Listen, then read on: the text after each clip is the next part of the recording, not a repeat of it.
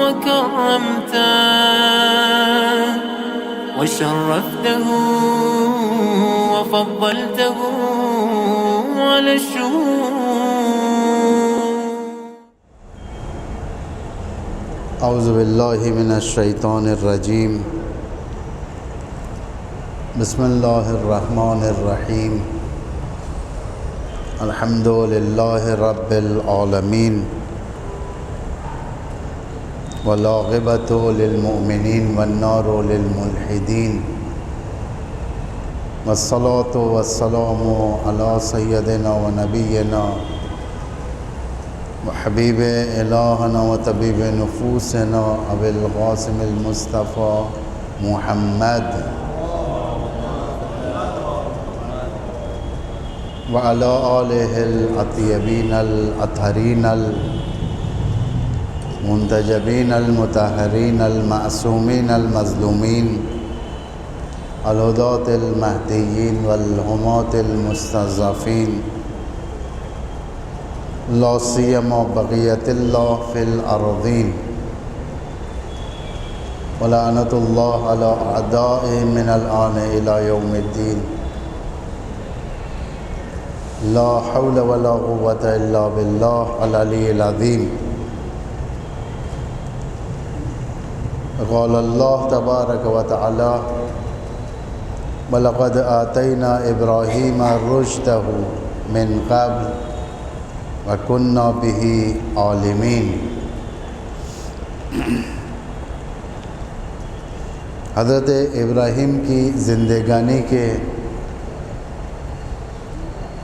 مہم ترین موڑ پر ہم لوگ گفتگو میں پہنچے تھے کل کہ پروردگار یہاں ارشاد فرما رہا ہے کہ وَلَقَدْ آتَيْنَا إِبْرَاهِيمَ رُشْدَهُ مِنْ قَبْلُ. کل میں نے کہا تھا کہ جب کوئی مشن پر جاتا ہے تو لیس ہو کر جاتا ہے اسلحے کے ساتھ، یا کوئی شخص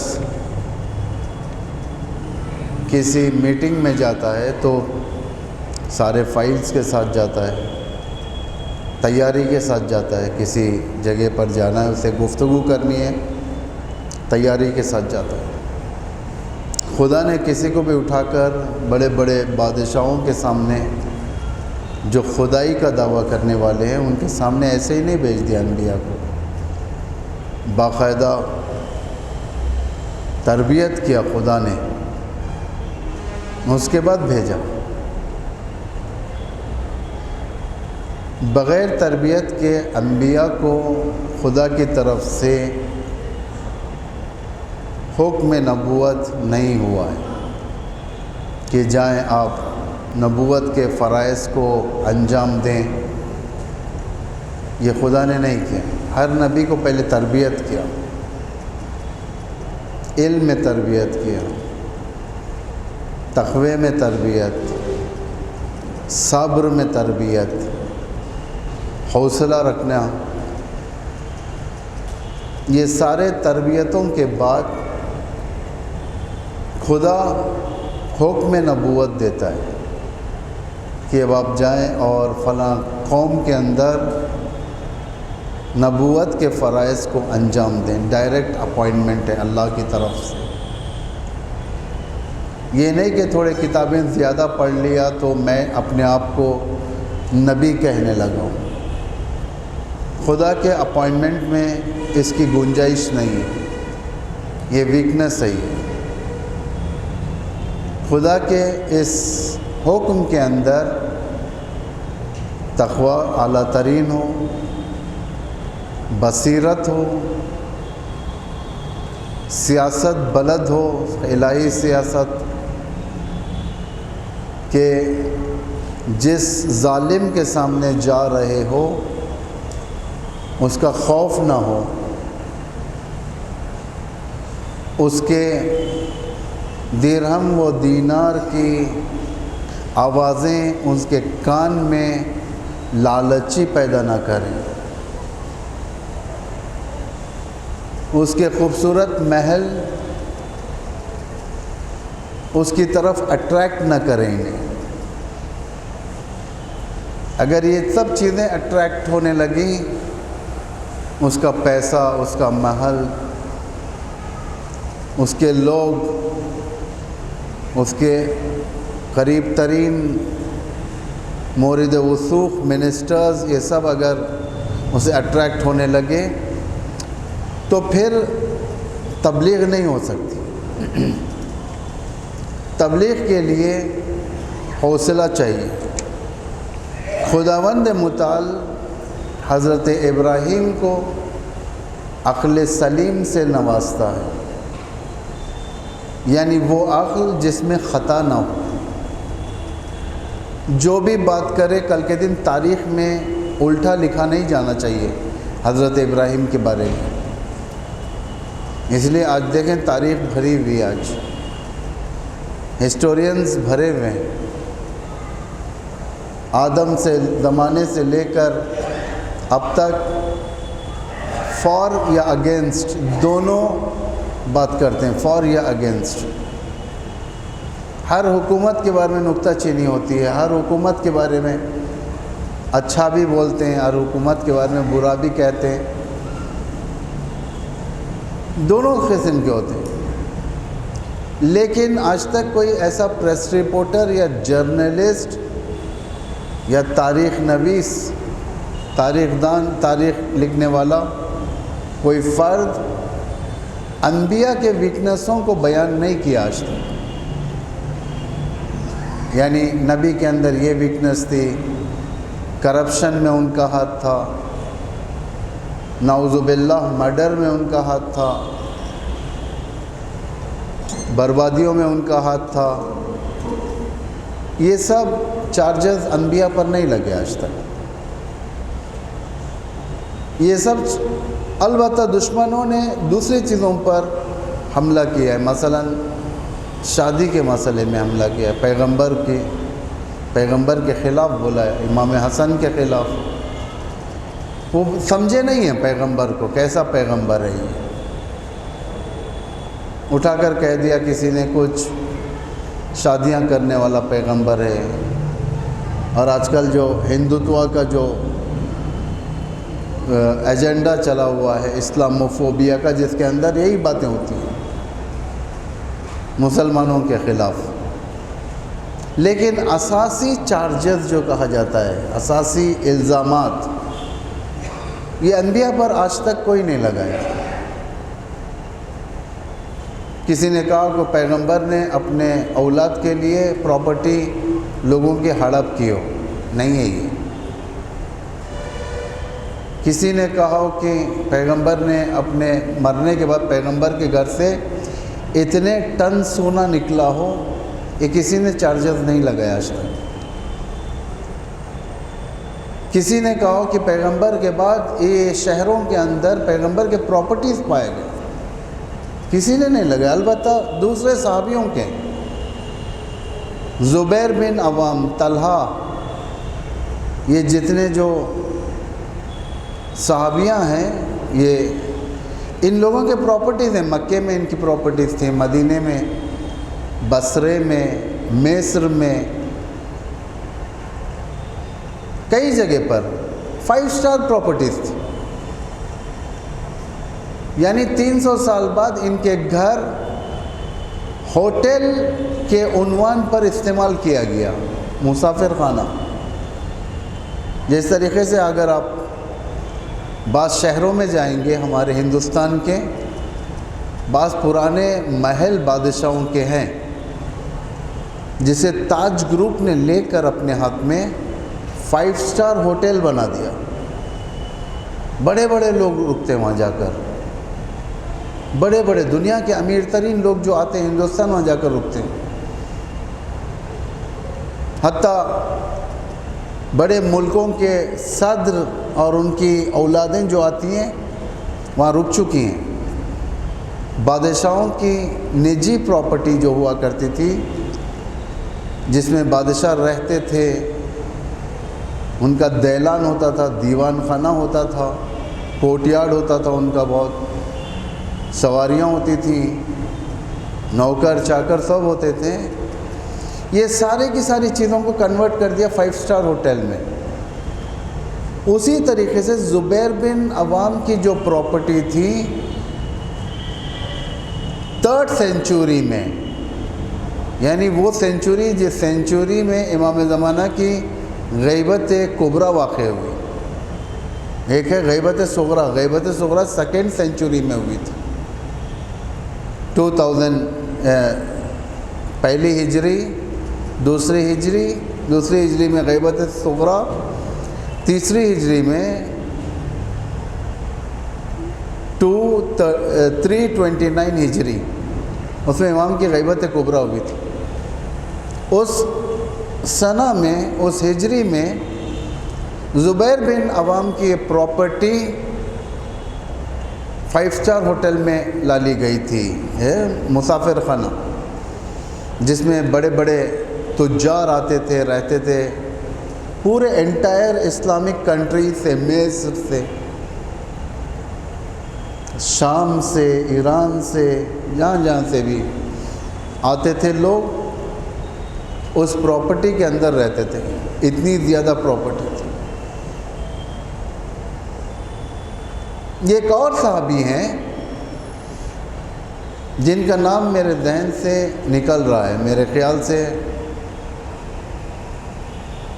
عبداللہ ابن مسعود شاید. یہ بھی ایک صحابی ہیں. تیسرے خلیفے کے دور میں جب ان کی رحلت مر گیا،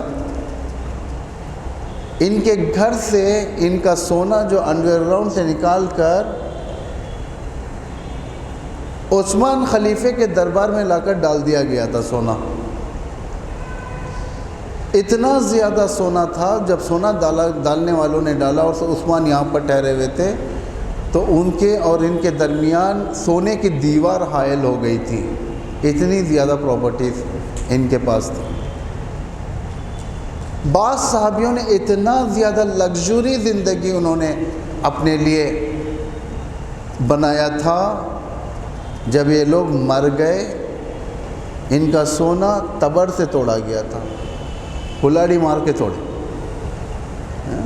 زور سے ہتھوڑی مارتے، بڑی ہتھوڑی مجھے مار کر ٹکڑے کیے سونے کو. اتنا سونا.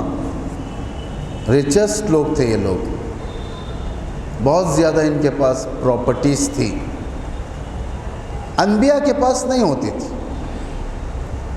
پیغمبر اکرم کے پاس ایک فدق آیا تھا بعنوان جزیہ، یہودیوں سے ملا تھا، جس کے بعد یہودیوں کی جان مال وغیرہ سب محفوظ، اور خدا کے حکم سے پیغمبر نے اس فدق کو اپنے بیٹی کے حوالے کیا.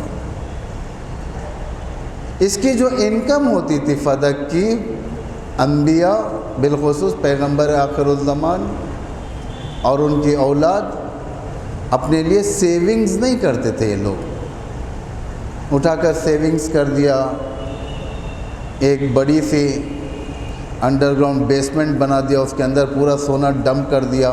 یہ نہیں تھا. یہ سارے کا سارا انکم جتنی اپنی ضرورت ہوتی تھی اتنی لے کر بقیہ سب یہ لوگ راہ خدا میں تقسیم کرتے تھے. یہ لوگ محنت زیادہ کرتے تھے. اہل البیت امام علی علیہ السلام کی آج بھی وہ شہر سازی جسے کہا جائے، جس میں جہاں پر امام نے شہروں کو آباد کیا ہے، اگر آپ دیکھیں گے مدینے میں، میرے خیال سے ویسٹرن مدینے میں آبر علی کے نام سے مشہور ہے.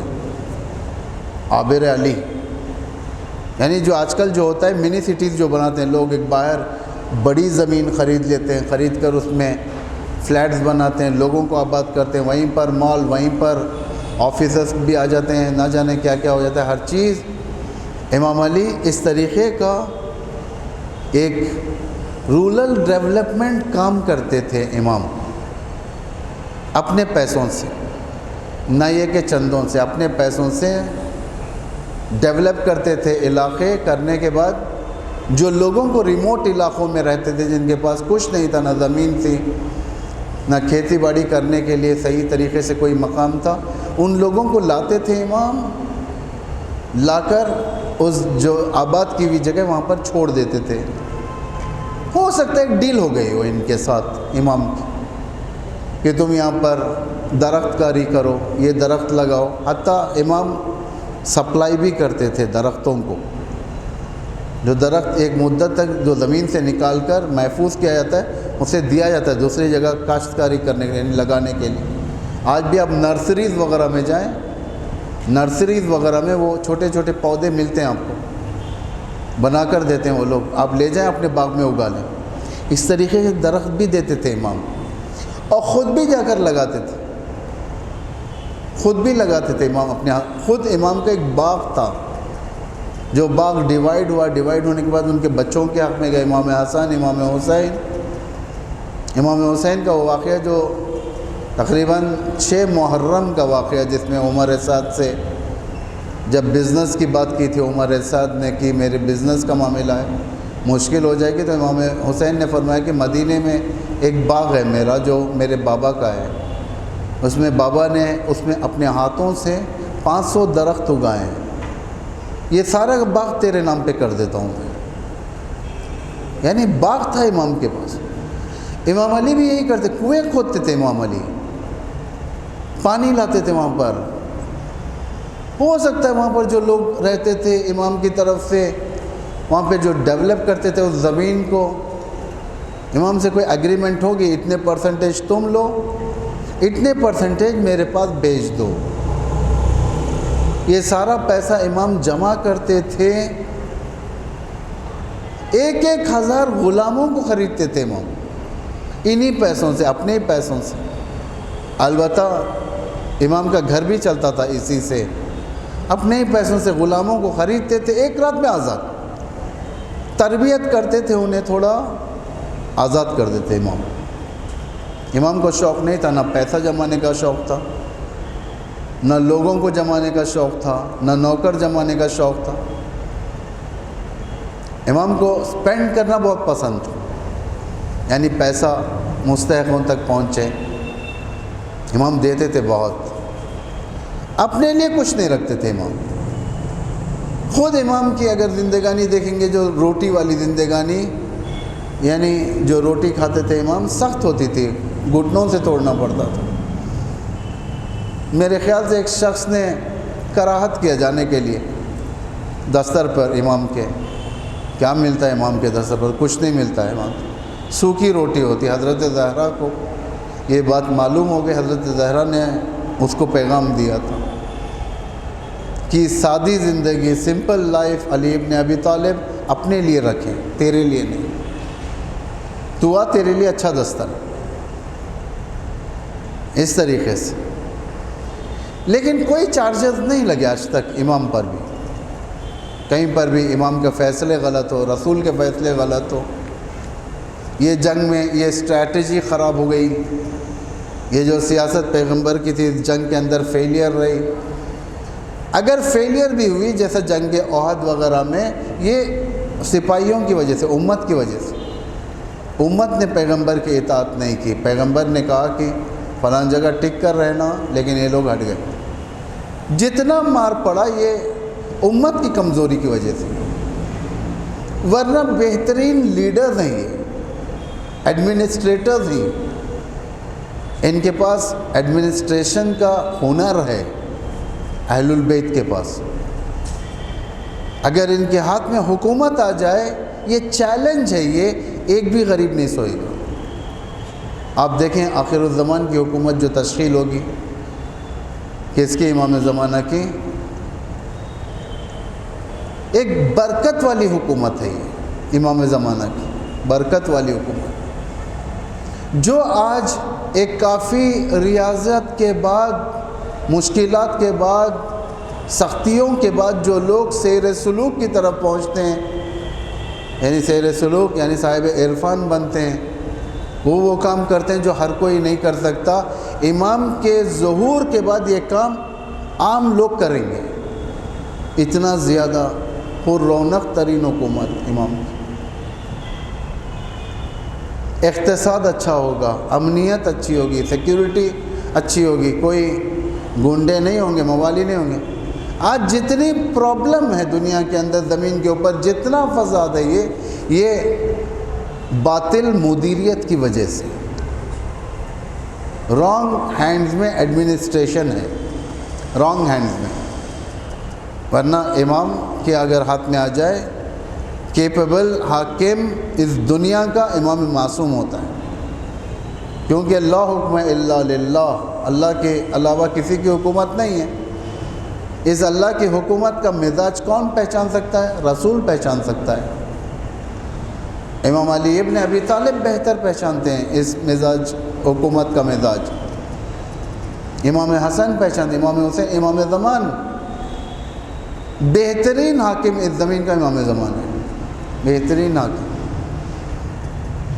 جیسے ہی کرپشن شروع ہو جاتا ہے کہیں پر بھی، تو لوگ اپنا تجوری بھرنا شروع کر دیتے ہیں، اپنی تجوری، اور عام آدمی غریب سے غریب تر بنتا جاتا ہے. کیپٹلزم جو بدترین دور ہوتا ہے لوگوں کے اوپر، جیسا آج کا دور ہے. آج کے دور آپ دیکھیں گے کہ بڑے بڑے بلڈرز نہ جانے لمبی لمبی بلڈنگیں بنا کر، ٹاورز بنا کر، اس میں کئی کئی فلیٹس رکھ کر، ہر چیز ہر جگہ پر کریں گے. اس کے باوجود بھی زمین پر غربت ہے، اس کے باوجود بھی رہائش گاہوں کو، اکوموڈیشنز کو آسمان کی طرف لے کر گئے لوگ، اس کے باوجود بھی زمین میں غربت ہے. غربت نہیں ہٹ سکتی. کیپٹلزم کا دور، غریب کے مر جانے کا دور، سخت دور. اس دور کو کون کنٹرول کر سکتا ہے؟ امام معصوم، یا وہ جو امام معصوم کا مزاج جانتا ہوں. جیسا نمونے کے طور پر ولایت فقیہ کی حکومت، ولایت فقیہ یعنی فقیہ والی حکومت. اس حکومت کا حاکم فقیہ ہوگا، جو مزاج امامت سے نزدیک تر ہوگا، امام کے مزاج کو پہچانتا ہوگا. اسے معلوم ہے کس سے کیسے ڈیل کرنا ہے، دشمن سے کیسے ڈیل کرنا ہے، نادانوں سے کیسے ڈیل کرنا ہے، باغیوں سے کیسے ڈیل کرنا ہے، دوستوں سے کیسے ڈیل کرنا ہے، انہیں کنٹرول میں رکھنا ہے. یہ ساری کی ساری چیزیں جو آج فقیہ انجام دیتا ہے، امام کے ظہور کے بعد یہ گلوبل ہو گئے. یعنی لوگ بھوکے نہیں رہیں گے، اچھی حکومت ہوگی. یہ کب ہوگا؟ جب عقل سلیم ہوگی، اچھی عقل. ورنہ کرپٹڈ عقل، کرپٹڈ تھنکنگ. جس کی عقل خراب، اس کے فیصلے خراب. جس کی عقل خراب، مظلوموں کی کثرت زیادہ ہو جائے گی.